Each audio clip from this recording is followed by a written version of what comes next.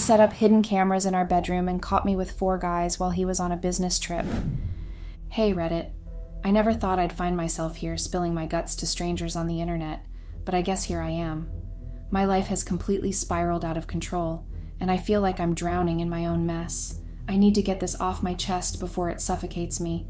So, a little background about me. I'm 28 years old and my husband is 30. We've been married for 3 years, but we dated for about 3 years before then. We met by matching on a dating app. I'm not going to mention the name of the app, partly because I don't want this to come across as some kind of weird ad, and partly because I want to keep things as anonymous as possible. But yeah, we matched on one of those swipe right, swipe left apps, and after a few casual exchanges, we decided to meet up in person. I won't lie and say we hit it off right away because that's far from the truth. Honestly, we were like oil and water from the start. My husband, let's call him Mark, was nothing like the guys I usually went for. He's introverted, a total brainiac, quiet to the point of being socially awkward, and some might even say he's on the spectrum. He was not my type at all. I'm the outgoing, adventurous type who loves being the center of attention. I crave excitement and thrive in social settings, whereas Mark would rather stay home with a book or binge-watch documentaries. The only thing we had in common was that we both swiped right on each other, but even that felt like a stretch. So, you might be wondering why I stuck around. Well, the truth is, Mark had something that made all those differences seem trivial. He was good-looking and, more importantly, filthy rich. Now, I know how that makes me sound, and trust me, I'm not proud of it. But I promised myself I'd be brutally honest here because it's the only way I can start to unravel this mess. Plus, this is anonymous, so I can finally get everything off my mind. From the moment we matched, I knew that Mark was someone I could see myself ending up with. Not because we were soulmates or anything, but because he was loaded. And I'm not talking about just being well off. I'm talking generational wealth, family business, trust funds, the whole 9 yards. I'm not someone who's easily impressed by flashy displays of wealth, but I do have a knack for sniffing out money. Before our first date, I did my research, call it an investigation if you will, and what I found only confirmed what I suspected. Mark was not just another guy on a dating app. He was the heir to a massive family fortune, and his future was as secure as they come. That was the incentive for me. If I'm being brutally honest, that was the only reason I pursued the relationship in the first place. I know this all sounds incredibly shallow and makes me seem like a terrible person, but like I said, I'm here to tell the truth, no matter how ugly it is. I've spent so much of my life pretending to be happy, pretending to be in love, pretending to be the perfect wife, that I don't even know who I am anymore. So here I am, ready to let it all out, no matter how bad it makes me look. Mark and I dated for 3 years before we got married. That's 3 years of me playing the role of the loving girlfriend, while secretly calculating how much closer I was to securing a life of comfort and luxury. And when we finally tied the knot, I thought I had hit the jackpot. But as the honeymoon phase faded, reality set in. Mark's bedroom skills, which I had overlooked during our dating years, were, well, let's just say they were nothing to write home about. It was the same routine every time, and I quickly grew bored. You see, I'm the kind of person who craves adventure, not just in life, but in the bedroom too. I have a wild side that I've always kept under wraps, mostly because Mark is the complete opposite. He's conservative, vanilla, and honestly kind of clueless when it comes to what really turns me on. I tried to drop hints, to nudge him in the direction of spicing things up, but it was like talking to a brick wall. The man just didn't get it, and eventually I stopped trying. Mark was such a sweet person, honestly. He really tried his best to keep me happy, but he was just too different for me. I've come to realize that sometimes people who are just too different simply don't work out, and Mark and I were definitely one of those pairs. It's not that he didn't care. He cared too much, in fact. Mark wanted to make me happy in every way he could, but no matter how hard he tried, it just wasn't enough for me. When Mark inherited the family business, things began to change rapidly. The business was massive, and the transition from being just another member of the family to running the entire operation was hard on him. He became extremely busy, much busier than he had ever been before. It wasn't long before he was rarely home, spending his days and nights at the office, trying to keep up with the demands of the job. Before this, Mark used to spend a lot of time with me at home. We didn't have kids yet, even though we were actively trying, and I was a stay-at-home wife. That's what I wanted from the start. When we first started dating, I told Mark that I saw myself as a stay-at-home mom, someone who could focus on the home and eventually the kids. He was totally on board with that. He wanted to provide for me, to give me the life I wanted, and I was more than happy to let him.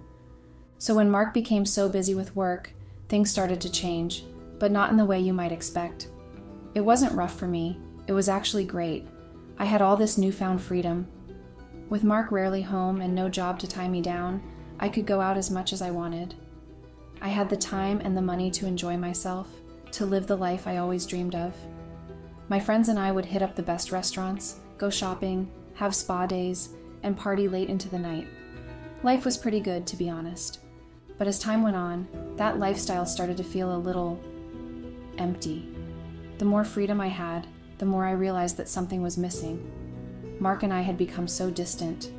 It was like we were living in two completely different worlds. He was always stressed, always tired, and I was out having fun, trying to distract myself from the fact that our marriage was not what I wanted.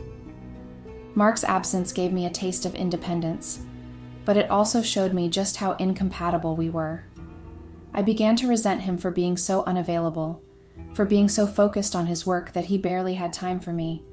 It wasn't fair. I wanted a husband who would be there for me, who would share in the fun and excitement of life. But Mark wasn't that person. He was too responsible, too grounded, too busy with things that, in my eyes, didn't matter as much as I did.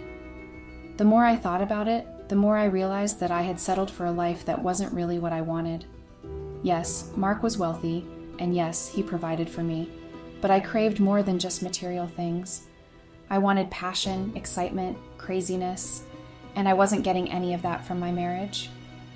So I started to look elsewhere. And by elsewhere, I'm pretty sure you know what I mean. Mark was never going to give me the excitement I craved, and I had needs that I knew he couldn't meet. So I decided to find someone who could. Actually, it wasn't just one person, it was a lot of people. And at first I tried to be discreet about it. I would meet up with these guys at hotels or go to their places, making sure to keep things under wraps. I knew that if Mark ever found out, it could ruin everything. So I was careful, at least in the beginning. But the more time went on, the more I realized just how much Mark trusted me. He never questioned where I was going or who I was with. He was so focused on his work that he didn't even notice the changes in my behavior. I would come home late, smelling like another man's cologne, and Mark wouldn't say a word. He was either too exhausted to care, or he just assumed I was out with my friends, living the life of a carefree wife. That's when I started to become more brazen, more crazy. I stopped going out of my way to hide my affairs. Why should I, when Mark didn't seem to care? I started bringing men back to our house, our bed. The excitement of doing it right under his nose was so good. I would make sure Mark was away on a business trip, then I'd invite one of my lovers over. Sometimes it was just one guy, sometimes it was more. I loved the attention, the way they worshipped me, and the way it made me feel alive. It was like a drug, and I couldn't get enough. I knew what I was doing was wrong, but I didn't care. Mark's complete and utter trust in me became my ace card. It gave me the freedom to do whatever I wanted without fear of ant consequence. I started to see just how much power I had over him. I could manipulate him with a smile, a kiss, or a few sweet words. He was so naive, so clueless, that I almost felt sorry for him. But that pity was quick to disappear. The more I got away with it, the more invincible I felt. I started to completely disregard Mark. In my mind, he was nothing more than a means to an end. He was there to pay the bills, to provide me with a lavish lifestyle and nothing more. I didn't love him. Hell, I didn't even like him anymore. The respect I once had for him, if I ever had any at all, was long gone. And as much as I tried to keep my affairs under wraps, it was inevitable that I would get sloppy. I stopped caring about getting caught. I was young, attractive, and had more money than I knew what to do with. Boys flocked to me like moths to a flame, and I loved it. I thought I had it all figured out. I was living the life I always wanted, partying, shopping, traveling, and indulging in my desires without a second thought. Mark was none the wiser, and I felt like I had the perfect setup. But as with all things, the truth has a way of coming out. Mark didn't remain so busy forever. After months of barely seeing him, I first noticed the change when he started staying home a lot more. His trips became less frequent, and suddenly he was around the house a lot more than I was used to. At first, I panicked. The freedom I had grown so used to was slipping away, and I knew I had to be careful. I couldn't let him suspect anything, so I began to slow down my crazy lifestyle. I stopped bringing guys over and started coming home at more reasonable hours. I even cut back on my nights out, just to keep him from getting suspicious. Mark seemed different. He was making an effort again, something I hadn't seen in months. He suggested date nights, wanting us to spend more time together like we used to. He'd come home with flowers, make reservations at fancy restaurants, and even planned a few weekend getaways. He even wanted me to accompany him on some business trips, saying it would be good for us to spend more time together, and that he wanted to introduce me to some important people in his industry. But I wasn't interested. The idea of spending more time with Mark, especially on his terms, didn't appeal to me. I had grown used to my freedom, and the thought of being stuck with him on a business trip sounded like torture. I knew I had to be careful with how I handled this, though. I couldn't outright refuse without raising suspicion, so I played my cards wisely. I would either tell him I wasn't feeling well or that I had prior commitments, or I'd pretend to still be angry with him for being so busy and neglecting me for all those months. I would bring up how lonely I had felt, how hurt I was by his absence, and how I needed time to heal. And it worked, for the most part. Mark took the bait and tried even harder to make up for what he thought was his mistake. He became more attentive, more affectionate, and more determined to win me back. It was almost pathetic how much effort he was putting into our marriage. He would surprise me with gifts, plan elaborate dates, and constantly ask if there was anything he could do to make me happier. He was so desperate to make things right that it started to wear on me. For a brief moment, I felt a twinge of pity for him.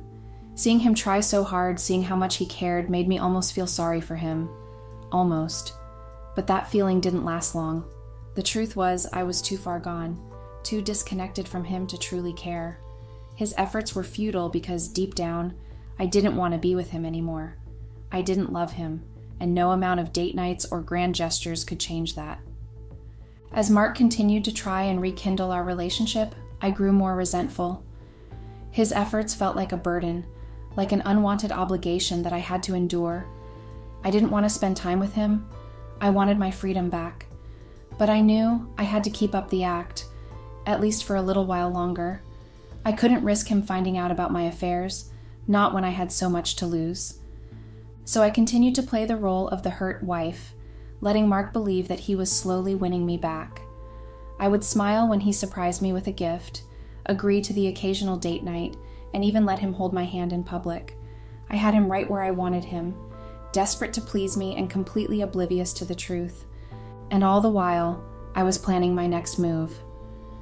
I knew I couldn't keep this up forever, and I knew Mark would eventually catch on if I didn't start being more careful. I could only hold out for so long before the temptation became too much. I tried to play the dutiful wife, but eventually I slipped back into my old ways. This time, though, I was more careful. At least I thought I was. I convinced myself that if I was cautious enough, Mark would never find out.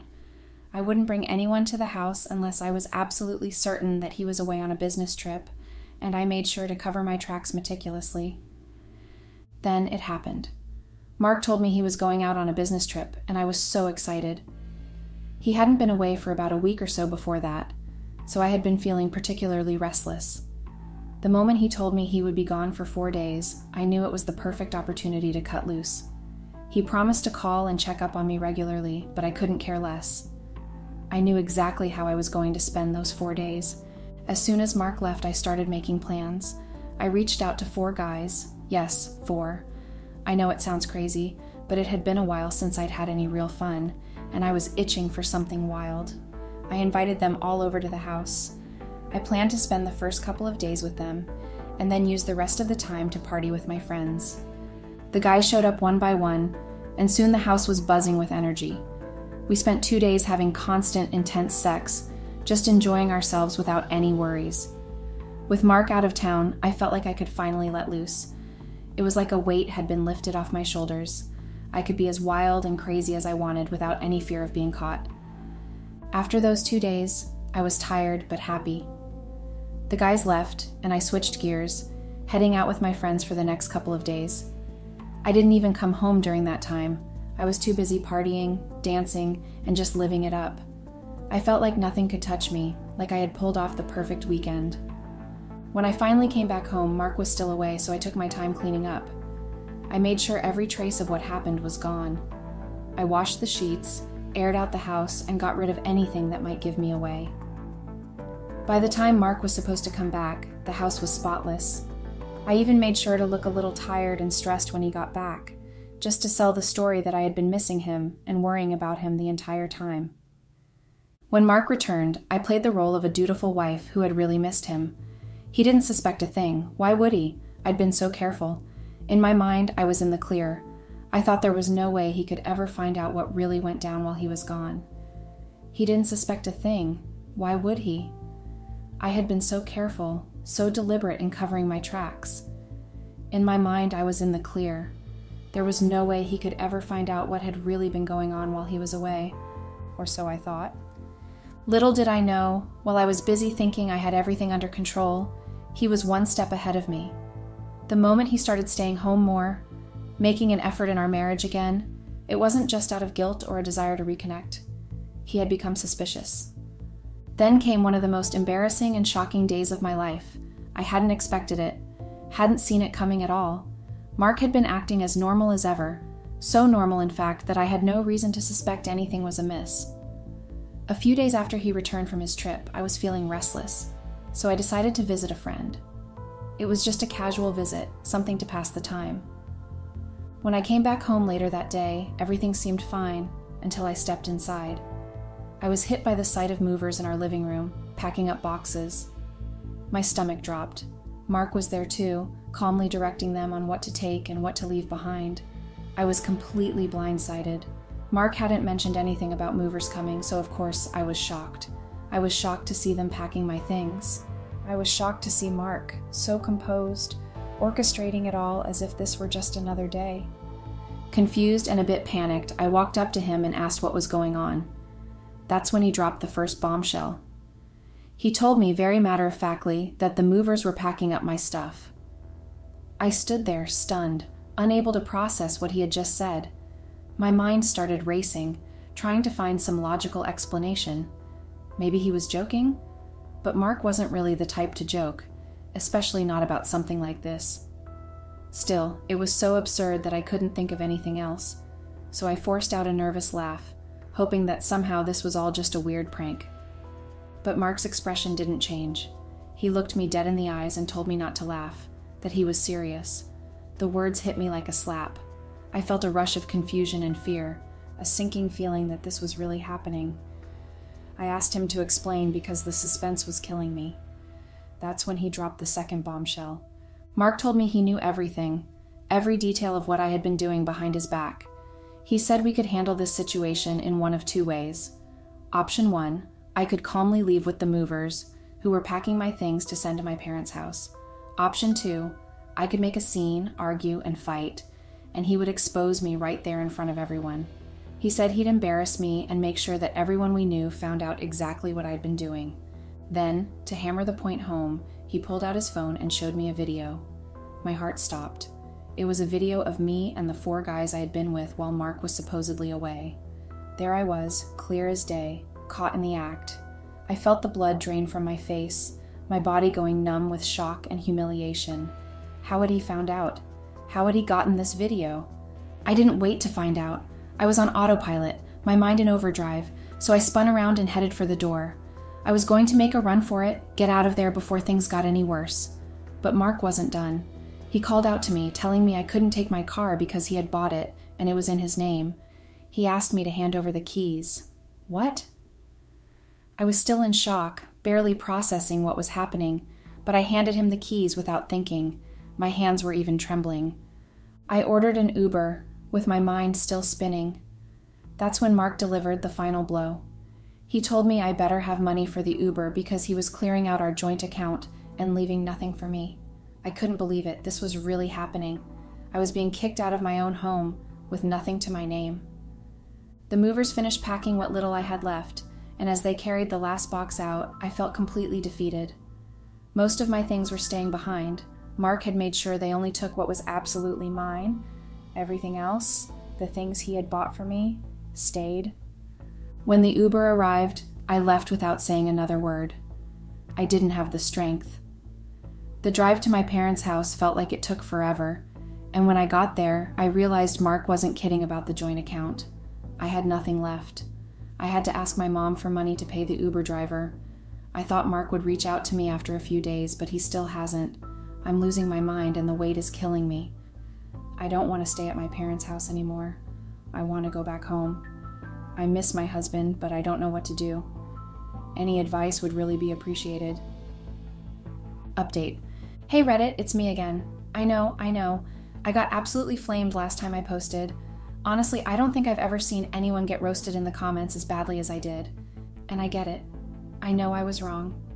I know that all of this is my fault. I brought this mess on myself, and there's no one else to blame. I know that, okay? You all made sure to remind me over and over again. Yes, I know. But please, guys, have a little pity on me. I messed up, big time, and I'm fully aware of that now. I've spent every waking moment since then thinking about what I did and how much I hurt Mark. I know I don't deserve any sympathy, but I'm just trying to find some way to redeem myself. If my husband would just give me a second chance, I swear I would change. Please. I would do anything to make it right. I'm hoping, praying, that Mark might have a change of heart and find it in him to forgive me. Honestly, I didn't think I would post again. The way I got flamed last time was brutal. I couldn't even bring myself to read all the comments because they were just that harsh. It was like a tidal wave of hate, and I was drowning in it. But at the same time, a lot of people asked for an update, so here I am. I guess I owe it to those who were curious to let you all know what's been happening, though I don't really have much of an update. I'm still at my parents' house. I haven't reached out to Mark because, well, I'm embarrassed. Humiliated, really. The last thing I want is to face him after everything that's happened. My parents have been trying to help me out. They've offered to reach out to Mark on my behalf, to see if they can maybe smooth things over a bit. I know I should be the one to talk to him, but every time I think about it, I just freeze up. It's like my shame is paralyzing me, so I guess we'll see how that goes. As for Mark, it's been radio silence. He hasn't reached out to me, and I haven't made the first move either. I don't even know what I'd say if I did. My parents keep telling me they'll try to drop by and see him, to talk to him for me, but I don't know if that'll help. I'm holding on to the tiniest sliver of hope that maybe, just maybe, he'll hear them out and give me a chance to apologize, to explain myself. I'm hoping for a miracle, I guess. So yeah, that's where I'm at right now. I wish I had more to share, but I don't. It's just been me sitting here, waiting and hoping for something to change. I didn't really want to post this update, but I felt like I had to, especially after seeing all those comments. Look, I know a lot of you judge people really harshly, especially here on Reddit. And I get it, I really do. But just remember that you don't always know what someone is going through. You don't know the full story, and sometimes people make mistakes that they wish they could take back more than anything in the world. I don't expect forgiveness from anyone here. Hell, I don't even expect it from Mark, but I do hope for it. I'll update again if there's anything new to share. Update. Hey Reddit, it's me again. Honestly, at this point, I'm not even asking for forgiveness from Mark. I know that ship has sailed. I'm just asking for pity. For anything, really. I need a place to vent because I don't know what to do anymore. People can be so incredibly evil, and now that everything's out in the open, I'm seeing just how cold and cruel the world can be. Since the truth came out, Mark has completely cut me off. I don't have a penny to my name now. No more money to throw around, and it seems like that's all I ever was to my so-called friends. An endless supply of cash. Now that I'm broke and no longer useful to them, they've all abandoned me. Every single one of them. It's like I don't even exist in their eyes anymore. I've reached out, tried texting and calling, but there's nothing. No replies, no visits, nothing. They know what's going on. I've told them everything, hoping at least one person would show some compassion, but they've all turned their backs on me. It's like they were never really my friends at all. And as if that wasn't enough, Mark's now going after my parents. He wants them out of the house we're living in. It belongs to Mark. It's always been in his name, long before he even met me. When my parents told me they wanted to move out of their apartment a while back, I suggested they move into the house since it was empty, and Mark, being the kind person he was back then, agreed without hesitation. I never in a million years thought things would come to this. I never thought he'd actually kick them out. I didn't even consider asking him to put the house in my name or anything like that. I didn't want to seem greedy or like I was trying to take advantage of him. I didn't want to be seen as a gold digger. But now, that decision is coming back to haunt me. Mark's dead set on kicking my parents out. They went to see him, hoping to talk things out, but it all went so wrong. Mark told them he wants them out, and out soon. He's giving us just 3 months before he'll forcefully evict us. 3 months. That's all we get. He even had the nerve to call my parents hypocrites. He said that if my mom had cheated on my dad the way I did on him, my dad would never have forgiven her, so they shouldn't come to him begging for my forgiveness. I can't believe he said that. It's like he's not even the same person I married. I understand he's angry. He has every right to be. But to take it out on my parents like this? It's just so cruel. My parents are devastated. They're angry, confused, and don't know what to do. They barely have any savings, and 3 months isn't enough time to figure out where to go or what to do next. I feel like this is all my fault. If my parents hadn't gone to see Mark, maybe he wouldn't have even thought about the house. Maybe he wouldn't have remembered that they were living there, or maybe he wouldn't have been so harsh. I don't know. I'm just so tired. Tired of everything. I don't know what to do. My parents are looking to me for answers, but I don't have any. I don't know how to fix this, or if it even can be fixed. I guess I'm just here to say that if anyone out there is reading this, be careful with the decisions you make. The consequences are real, and they don't just affect you. They can destroy the lives of the people you care about too. I'm living proof of that. I thought I was in control, that I could handle everything. But now I'm watching everything fall apart around me, and there's nothing I can do to stop it. If anyone has any advice, I'm all ears, because right now, I'm lost. Update. Hey Reddit, it's me again. I know you don't want an update, or at least some of you don't, but the rest of you keep asking for one, so here I am. Honestly, I'm not sure what you all expect me to say. That I'm homeless now? That I'm living on the streets? Is that what you want to hear? Because I can tell from some of the comments that a lot of you are reveling in my misery. And yes, I get it. I messed up. I've said it before, and I'll say it again. I deserve what's happening to me. I know that. I've made terrible choices, and now I'm paying the price. But please stop drumming it into my ears. I'm already drowning in my own guilt and regret without everyone piling on. So, what's new? Well, I got served today, divorce papers. Honestly, I was surprised. I wasn't expecting them, not so soon anyway. I guess I shouldn't be shocked. Mark made it clear that he wasn't going to forgive me, so this was inevitable, right? Still, seeing those papers, it hit me hard. This is really happening. My marriage is over, and I have no one to blame but myself. My parents are in full panic mode now, working overtime just to scrape together whatever cash they can, so we'll have somewhere to go when we're kicked out of here. I'm trying to help too. I've been looking for a job, any job, but so far it's been a fruitless search. No one seems to want to hire someone in my situation. I'm hoping something works out soon because the clock is ticking, and we're running out of time. My siblings are pitching in as much as they can too, but I can see the strain this is putting on everyone. I feel so guilty, so ashamed. This is all my fault.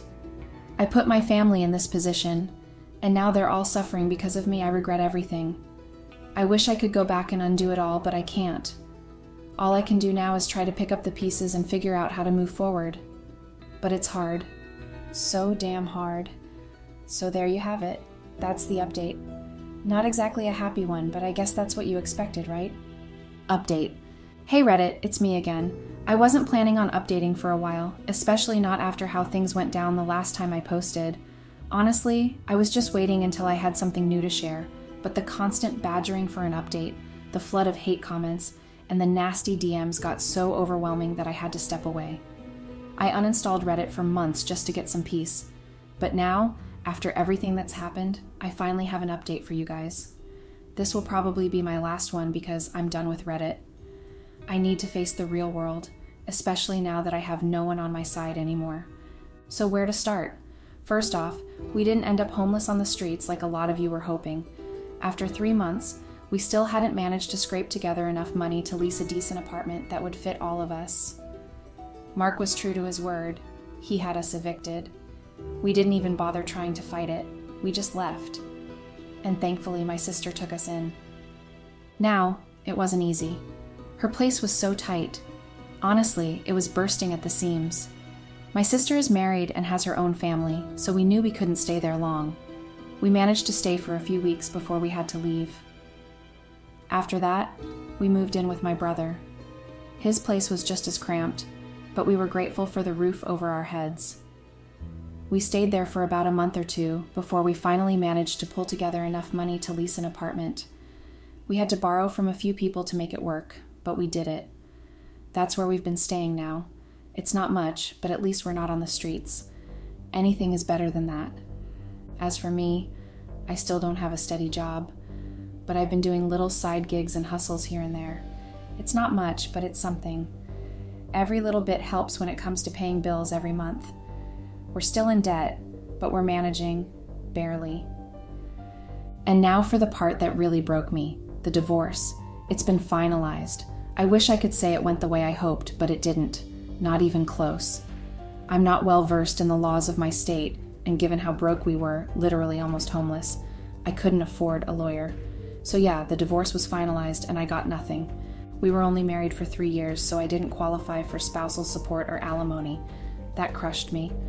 I didn't know that to qualify for spousal support or alimony in my state, you have to have been married for at least 10 years. If I had known, I might have tried to stick it out longer, just so I could get something out of Mark. That honestly hurts me so bad. I wish I had just stayed married to him for 10 years, so I could at least get something, or at least gather something to help us get by.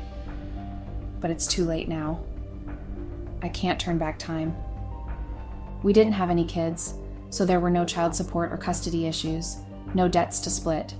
And since all of Mark's assets were his, I walked away with nothing. The divorce was finalized, and that was it. End of story. So this is goodbye, Reddit. Please don't ask me any more questions. Don't come into my DMs to insult me.